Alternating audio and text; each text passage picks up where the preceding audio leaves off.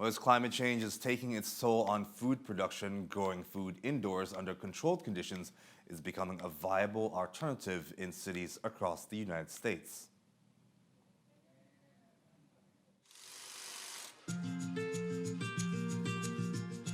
I initially got into the world of urban agriculture when I was still a college student. Greenhouse growing and student farming. By my senior year, I finally realized that that is, kind of where my pull was. I found myself in New York City initially. So I worked for a company there that did a lot of consulting with urban agriculture around the world.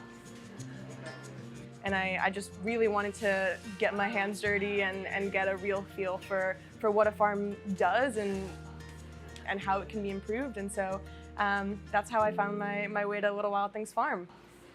I'm here where I am, managing the farm. We have about 4,000 square feet of space. We grow microgreens, lettuces, edible flowers, both in soil-based agriculture and also in hydroponics. So we grow about 25 to 30 different varieties at the farm. So this is some radish. It's a little bit larger than what you might expect out of a microgreen, but it really has that strong radish taste in it. We've also got some delicate herbs. So we have celery over here. You can see it has that traditional celery leaf sticking out of it. We also have some basil. So this is purple opal basil. It's a little bit sweeter than what you might expect out of traditional Genovese basil. And so you can see it has that nice purple color in it.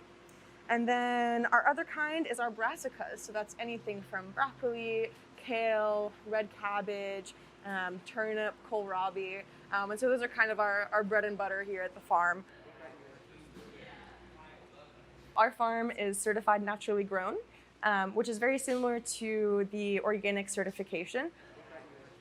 So we use ladybugs at the farm as a natural pest control. So they just, hang out on the plants that are growing in our hydroponic bays. And then, if we ever have pest issues, so, common pests in urban farms are aphids, spider mites, but they do a lot of work to help control that issue.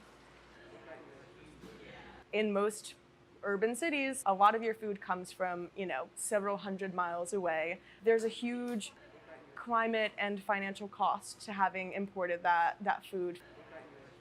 Urban agriculture in major cities is really kind of an exploding industry. Fresh produce is out the door every single week. We'll harvest it, as soon as 10 to 14 days later. And so that turnaround is really a different model entirely when it comes to agriculture. We're able to have a much, much quicker turnaround. So the market for our products is a bit varied. It's a subscription where people sign on for 10 weeks to receive weekly deliveries of our greens. We still do restaurants, chefs, small grocery stores.